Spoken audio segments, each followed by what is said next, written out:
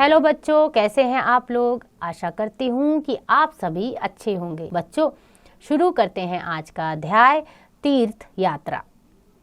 इस कहानी के कथाकार सुदर्शन जी ने नारी हृदय की भावनाओं का बहुत ही मार्मिक ढंग से वर्णन किया है।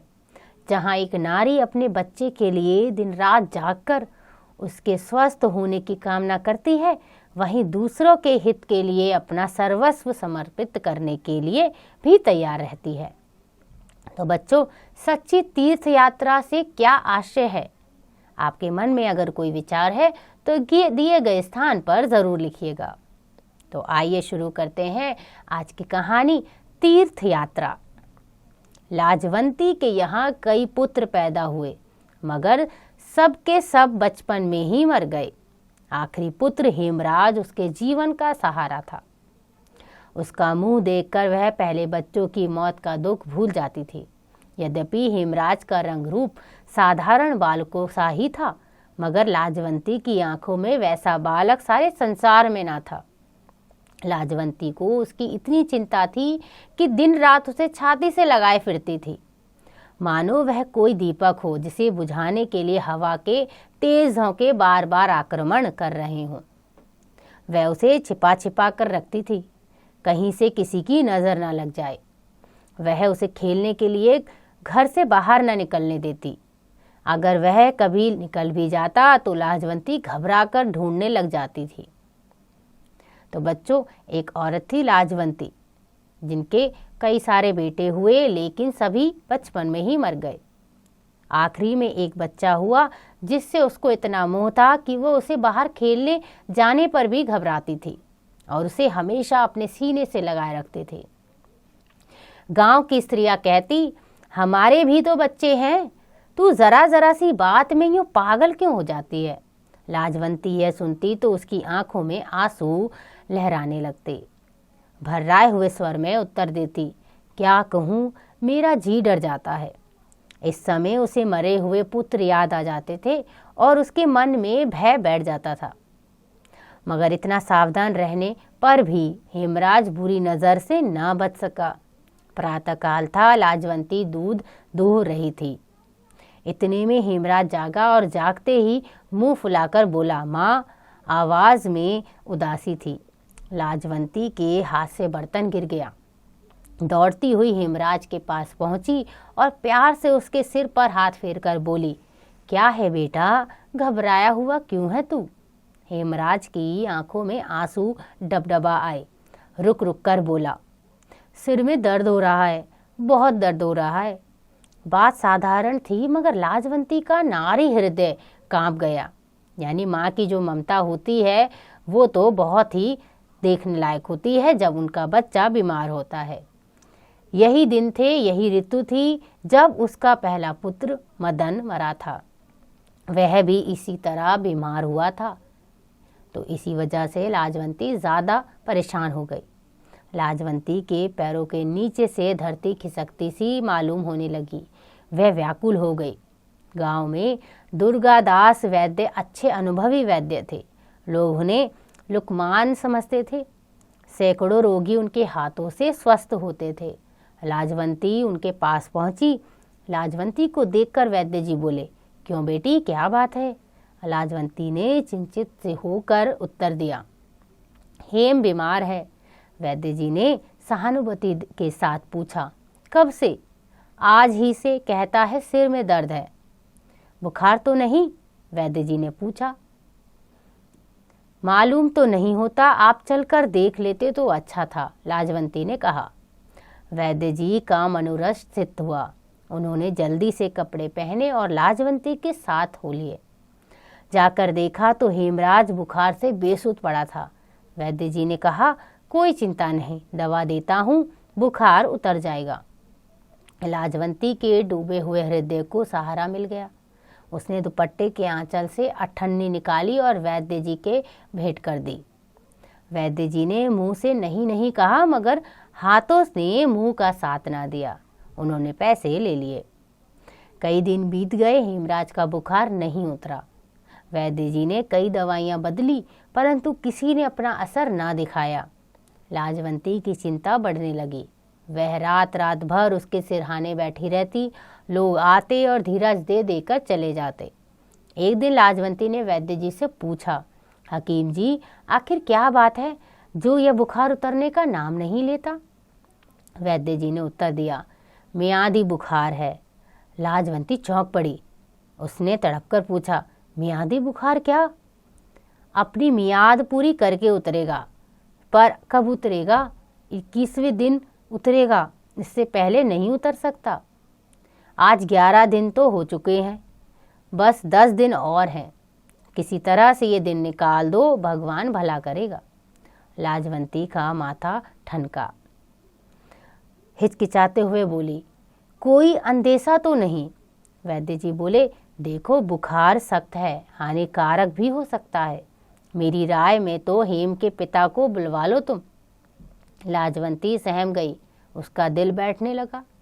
आशा के साथ निराशा भी उसके सामने आकर खड़ी हो गई। उसका पति रामलाल मुल्तान में नौकर था।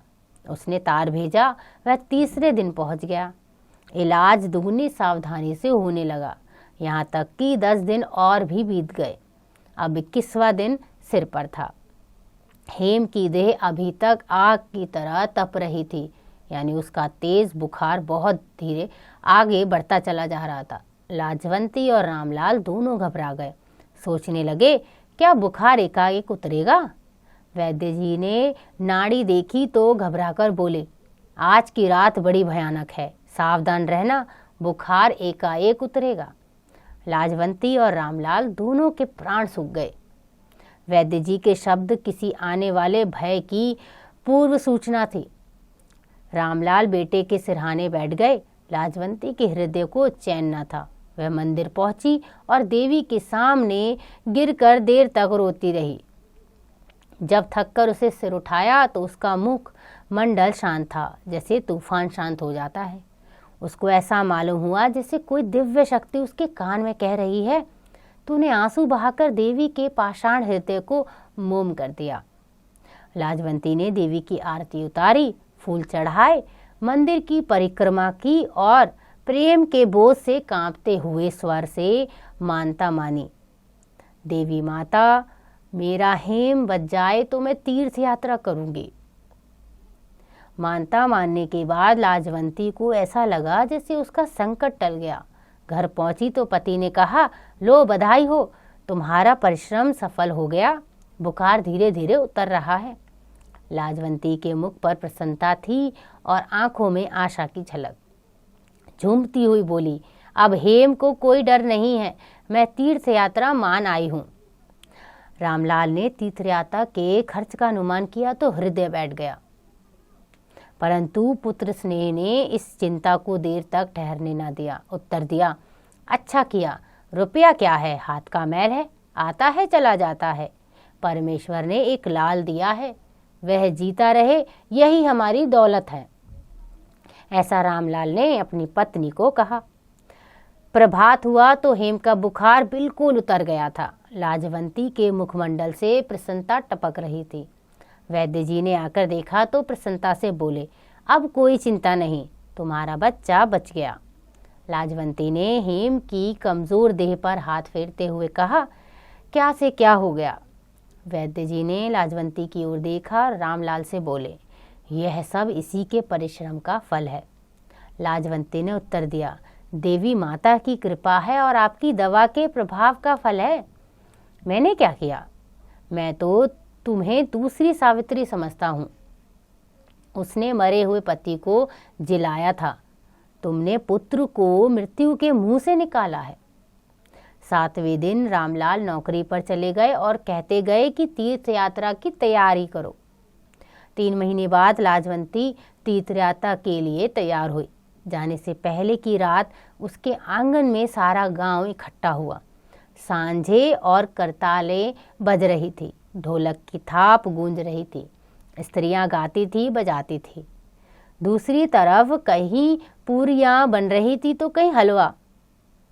लोग खा पीकर आराम करने चले गए। अब लाजवंती ने बक्से में जरूरी कपड़े रखे, गले का लेप लिया, गऊ एक पड़ोसन को सौंपी और उससे बार बार कहा, इसका पूरा पूरा ध्यान रखना, मैं जा रही हूँ, मगर मेरा मन अपनी गौ में ही रहेगा। सहसा किसी के सिसकी भरने की आवाज सुनाई दी। लाजवंती ने सोचा, इस समय सिसकी भरने वाला कौन है। उसने चारों तरफ देखा मगर कोई दिखाई न दिया। वह छत पर चढ़ गई और पड़ोसिन के आंगन में झुककर जोर से बोली, माँ हरो। कुछ देर सन्नाटा रहा, फिर एक चारपाई से उत्तर मिला, कौन है लाजवंती। आवाज में आंसू मिले हुए थे। लाजवंती हरो के पास पहुंची और बोली, माँ क्या बात है, तू रो क्यों रही है। हरो और भी सिसकियां भर भर के रोने लगी। लाजवंती ने फिर पूछा, अरे क्या बात है, तू इस समय रो रही है। मैं तेरी पड़ोसन हूँ, मुझसे ना छिपा, बता ना तुझे क्या दुख है। हरो ने दुखी होकर उससे पूछा, क्या तुम उसे दूर कर दोगी। हो सका तो जरूर कर दूंगी, ऐसा लाजवंती ने बोला। हरो थोड़ी देर तक चुप रही, फिर धीरे से बोली, कुंवारी बेटी का दुख खा रहा है, रात रात भर रोती रहती हूँ, जाने ये नाव कैसे पार लगेगी। यह क्यों। उसके ब्याह का खर्च तो तुम्हारे जेठ ने मंजूर कर लिया है। उसने 200 रुपए के गहने कपड़े मंगवा दिए हैं, मगर मिठाई आदि का प्रबंध नहीं किया। अब चिंता यह है कि बारात आएगी तो उसके सामने क्या धरूंगी। लाजवंती ने कहा, क्या गांव के लोग एक कन्या का ब्याह नहीं कर सकते, और यह उनकी दया न होगी, उनका धर्म होगा। हरो की आंखें भर आई। वह इस समय गरीब थी, परंतु कभी उसने अच्छे दिन भी देखे थे। उसने धीरे से कहा, बेटी मुझसे भी तो यह अपमान न देखा जाएगा, किसी के सामने हाथ फैलाना भी तो बुरा है। तो क्या करोगी, क्या कन्या कुंवारी बैठा कर रखोगी, ऐसा लाजवंती ने पूछा। भगवान की यही इच्छा है तो मेरा क्या बस, उसे लेकर कहीं निकल जाऊंगी, न कोई देखेगा न कोई बात करेगा। लाजवंती हरो की अवस्था से कांप गई। उसे ऐसा लगा जैसे कोई कह रहा हो कि अगर यह हो गया तो ईश्वर का कोप गांव भर को जलाकर राख कर देगा। लाजवंती का हृदय दुख से पानी पानी हो गया। उसने कहा, चिंता ना करो, तुम्हारा संकट मैं दूर करूंगी। तेरी बेटी का ब्याह होगा और बारात के लोगों को भोजन भी मिलेगा। तेरी बेटी तेरी ही नहीं, मेरी भी बेटी है। यह सुनकर हरो की आंखों में कृतज्ञता के आंसू झलकने लगे। लाजवंती तीर्थ यात्रा के लिए अधीर हो रही थी। वह सोचती थी, हरिद्वार, मथुरा, वृंदावन के मंदिरों को देखकर अपना हृदय कली की तरह खिल जाएगा, मगर जो आनंद उसे इस समय प्राप्त हुआ वह उस कल्पित आनंद की अपेक्षा कहीं अधिक बढ़ चढ़कर था। वह दौड़ती हुई अपने घर गई और संदूक से 100-200 रुपए लाकर हरो के सामने ढेर कर दिए। यह रुपए जमा करते समय वह प्रसन्न हुई थी, पर उन्हें देते समय उससे भी अधिक प्रसन्न हुई। सच्चा सुख त्याग में ही है। यानी लाजवंती ने यह त्याग किया कि वह तीर्थ यात्रा नहीं जाएगी और उस पैसे को हरो को दिया ताकि वह अपनी बेटी के ब्याह को पूरा कर सके। तो ये कहानी लिखी श्री सुदर्शन जी ने, और इस कहानी के माध्यम से उन्होंने बताया कि त्याग सबसे बड़ी तपस्या होने के साथ साथ परम सुख भी है। अतः हमें हमेशा दूसरों की परेशानी में उनका साथ देने के लिए तत्पर रहना चाहिए।